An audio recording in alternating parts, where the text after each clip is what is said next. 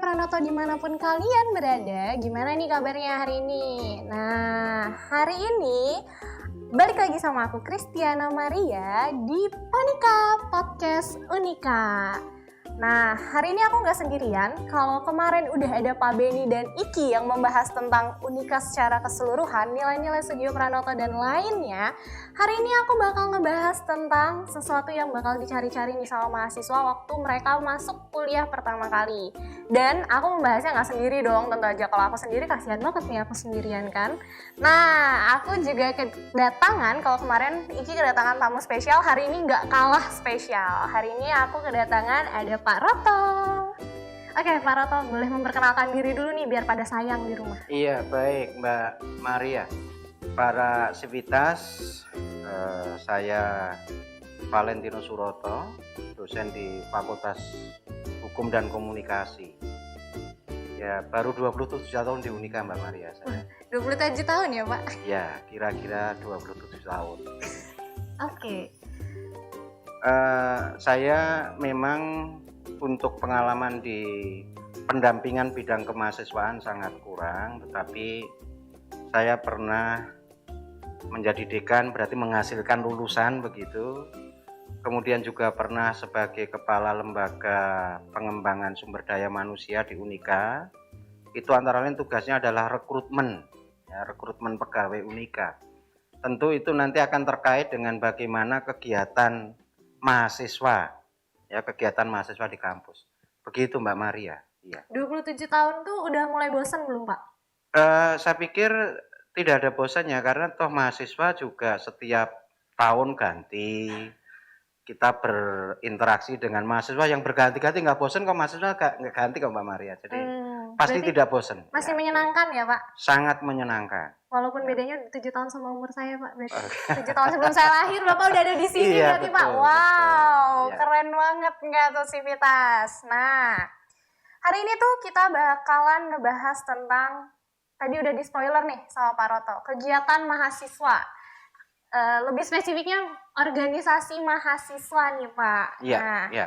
mungkin pertanyaan paling pertama biar teman-teman semua paham, menurut Bapak nih organisasi mahasiswa yang ada di Unika tuh apa aja Pak? Baik, Mbak Maria. Kalau kita melihat di statuta universitas, statutanya Unika, statuta Unika itu berarti konstitusinya Unika, gitu ya, konstitusi Unika. Di sana diatur bahwa organisasi kemahasiswaan di universitas itu ada Senat Mahasiswa Universitas atau sering disingkat SMU. Kemudian ada Badan Eksekutif Mahasiswa Universitas, BEMU. Kemudian di tingkat fakultas juga ada, di fakultas ada Senat Mahasiswa Fakultas, ada Badan Eksekutif Mahasiswa Fakultas. Di luar organisasi kemahasiswaan masih ada Himpunan Mahasiswa Program Studi atau sering disingkat akrab dengan sebutan HMPS. Dulu itu namanya HMJ, Himpunan Mahasiswa Jurusan. Tetapi yang harus diketahui bahwa HMPS itu bukan merupakan organisasi kemahasiswaan. HMPS itu merupakan alat kelengkapannya atau organnya program studi. Jadi HMPS ini akan membantu program studi dalam melaksanakan kegiatan-kegiatan akademik. Begitu Mbak Maria. Ini pengetahuan baru juga nih Pak buat saya, bahwa kalau misalnya HMPS tuh yang saya pikir selama ini tuh mereka sama-sama organisasi, karena kan ada strukturalnya juga kan Pak? Oh iya, kalau strukturnya ada, betul strukturnya ada, tetapi dia tidak berafiliasi sebenarnya, tidak berafiliasi dengan tadi organisasi kemahasiswaan. Ini akan berbeda dengan UKM loh ya. Oh, iya. Kalau UKM itu jelas dia berafiliasi di bawah organisasi kemahasiswaan. Tapi HMPS itu sebenarnya ada di luar itu. Di program studi ya Pak? Iya. Wah. Tetapi juga fungsinya sih sama nanti untuk pengembangan kapasitas bagi mahasiswa. Berarti teman-teman juga masih bisa mencari pengalaman di HMPS dong ya Pak, untuk sangat, keorganisasian ya Pak. bisa. Oke, jadi nggak menutup cuma di BEMU, SMU, BMF, SMF, enggak kan Pak? Oh iya, betul. Tuh teman-teman, pengalaman baru dari Bapaknya, terus juga pengetahuan baru juga nih. Nah, mungkin kita bakal lebih banyak ngebahas di universitasnya nih Pak, di tingkat universitas. Tadi Bapak bilang ada SMU dan BEMU. Nah, menurut Pak Roto nih, perbedaannya apa nih supaya teman-teman di rumah juga tahu nih Pak, perbedaannya apa? Oke, baik. SMU dan BEMU. Sebenarnya organisasi kemahasiswaan itu kan begini Mbak Maria. Jadi mereka itu adalah wahana gitu ya. Wahana atau sarana untuk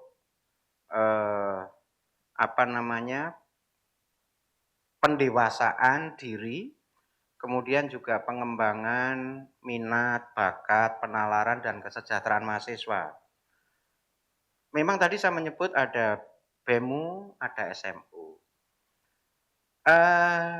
Dari pengamatan saya Mbak Maria ya, saya kan keliling di dalam penjaminan mutu, dalam melaksanakan tugas di lembaga penjaminan mutu kan saya keliling dari fakultas satu ke fakultas yang lain di Unika.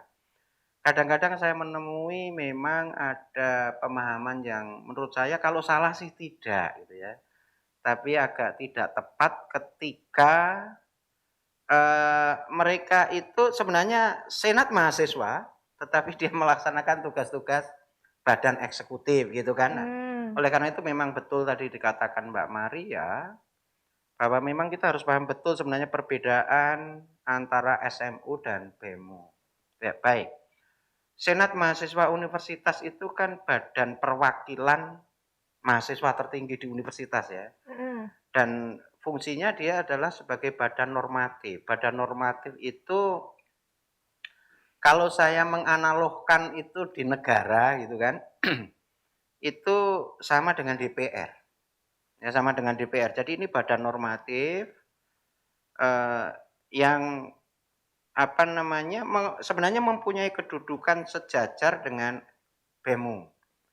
Kemudian BEMU, Badan Eksekutif Mahasiswa Universitas. Eksekutif. Eksekutif itu artinya kan eksekusi gitu ya, dari kata eksekusi berarti dia pelaksana. Nah, normanya itu disusun di SMU, termasuk garis-garis besar kegiatan ditetapkan di sana, dieksekusi oleh SMU. Kemudian nanti dalam melaksanakan tugas ini SMU itu akan diawasi, fungsi kontrolnya ada di SMU itu.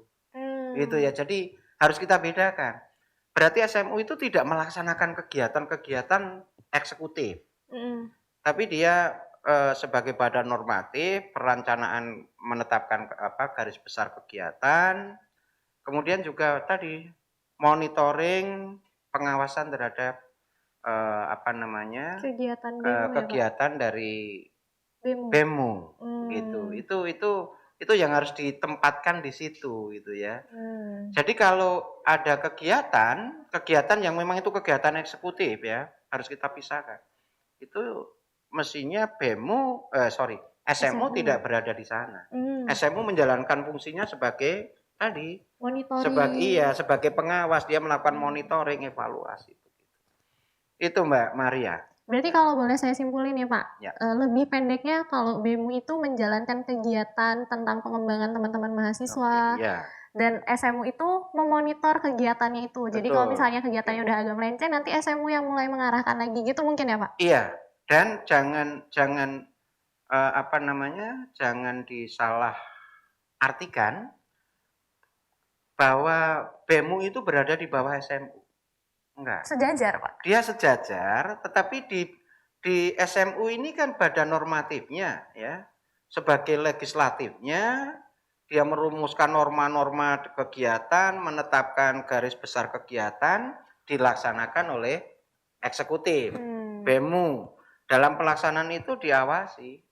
Pertanggungjawaban bisa ke sini memang dipertanggungjawabkan. Ya, tetapi bukan berarti bahwa BEMU itu berada di bawah SMU. Bukan. Mereka sejajar ini harus bekerja dengan Yang membedakan itu fungsi dan tugasnya saja Mbak Maria.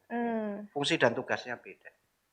Oke Pak, berarti BEMU dan SMU itu tetap harus bekerja sama ya Pak? Iya harus. Nggak boleh ada yang iya.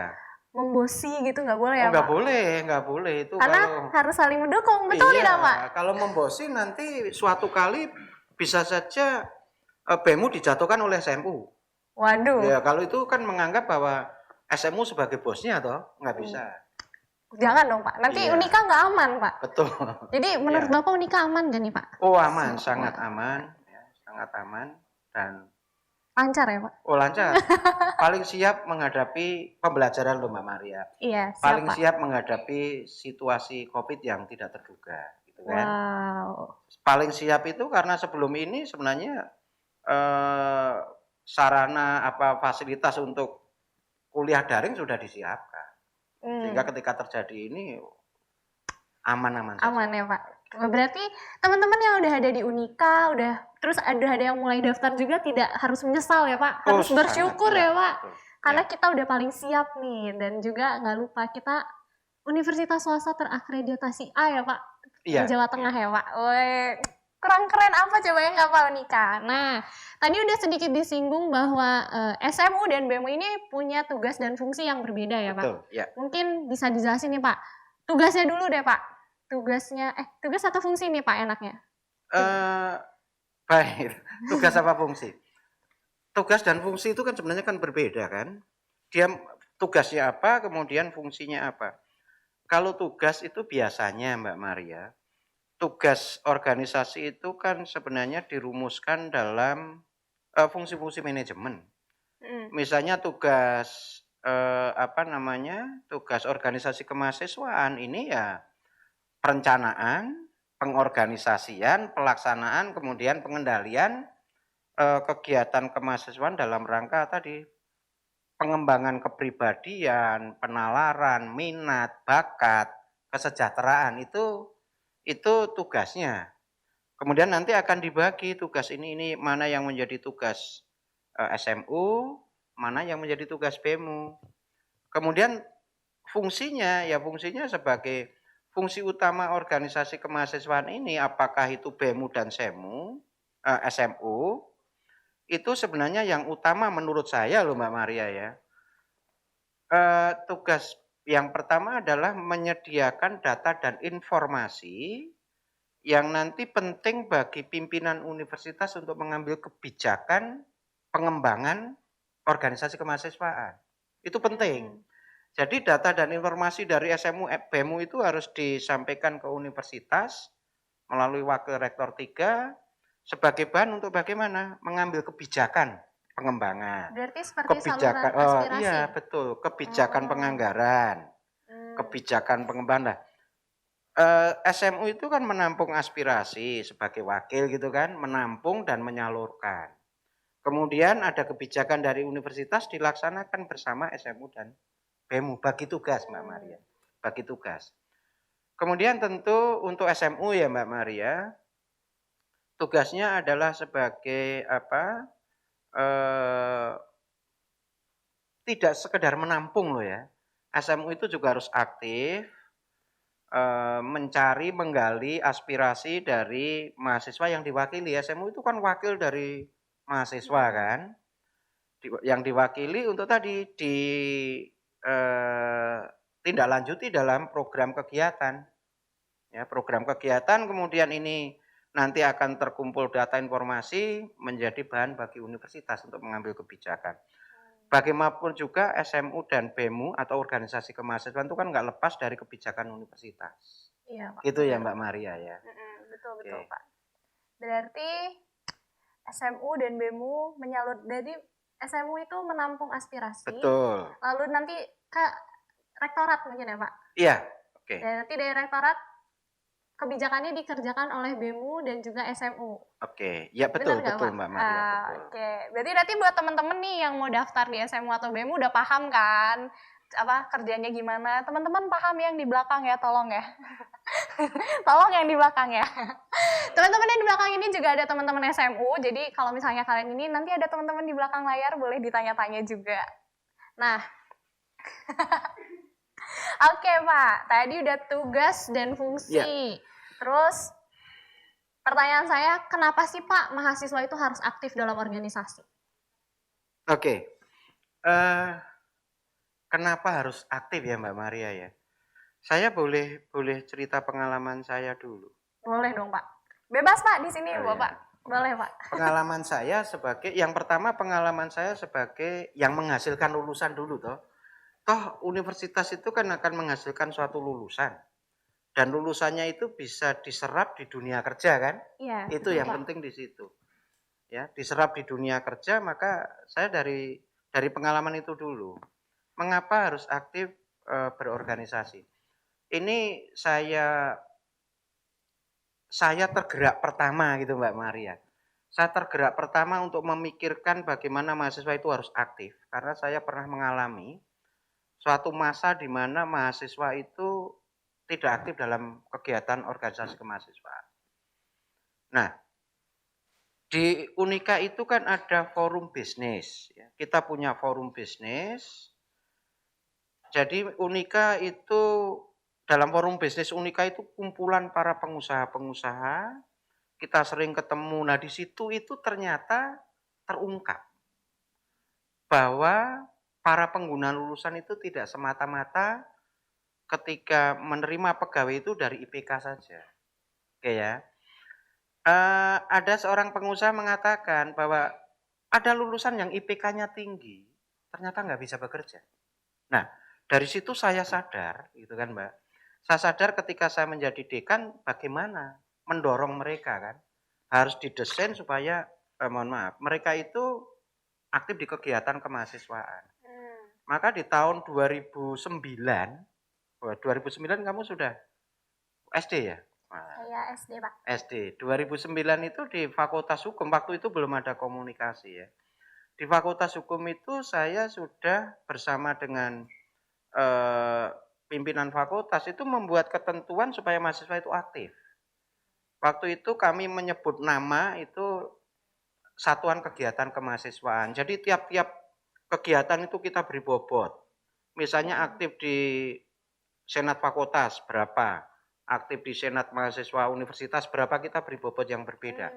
Kemudian untuk lulus itu waktu itu ditentukan 38 SKS Mbak, untuk kegiatan kemahasiswaan. Itu yang biasa disebut SKK bukan sih Pak?